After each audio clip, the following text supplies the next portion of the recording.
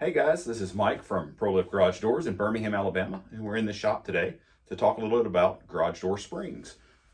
We get calls a lot and someone will say, hey, our spring's broken on the garage door. We'll ask, well, what kind of spring do you have? Do you have a torsion spring or do you have an extension spring? And usually the answer is, well, I don't know. Well, it's kind of simple to figure that out. A torsion spring is going to be a spring that's mounted above your garage door horizontally, whereas an extension spring is going to be two springs mounted one on each side of your garage door along the rails that's going to stretch as the door goes up and down. This is an example of an extension spring. And the cables connect on either end. And this spring's going to stretch. Now, I can't stretch this thing out, but your garage door can. And these you can actually replace yourself if they get broken. You can pick these up from a big box store, you can order them online. The important thing is to be sure you're getting the right spring. It needs to be the same length and strength as the spring you've got.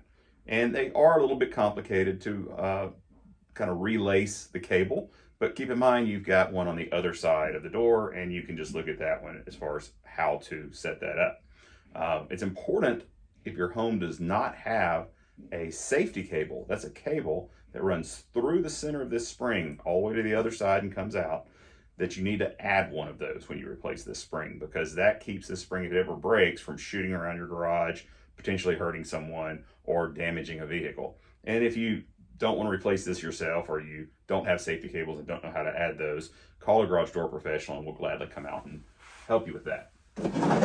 This is a torsion spring. And a torsion spring is going to, again, mount above your garage door and have a kind of a, we call it a shaft, but a pipe that goes through it that it's mounted to. And these are really not something that a homeowner can replace on their own. If you've ever heard a garage door spring break, it sounds like a shotgun went off. It can scare the crap out of you. But these things are actually quite dangerous to fool with. Again, we put these in based on the weight of the garage door. And sometimes there's one, sometimes there's two. There's a right turn and a left turn. There's a lot more to know about these, but the worst part, as far as doing it yourself is concerned, is that you have to have the know-how and you have to have some specialized tools like these winding bars right here, the clamps that are involved, and you have to know how many turns to give that spring in order to get the weight of the door correctly. What these springs do, if you're not familiar, is they counterbalance the weight of your door. So in the case of a broken spring, your door may become very heavy. Your garage door opener won't be able to lift that. You may become trapped in the garage. As we said in another video, if you're ever trapped in the garage, pull that red handle and then lift your garage door. And if it's a broken spring, you may have to get someone to help you lift it. And you may have to hold it up, use something to hold it up while you get your car out. But if you've got a broken spring, and it's an extension spring, you can try those yourself. If you've got a torsion spring, I really recommend that you call a garage door professional to replace that.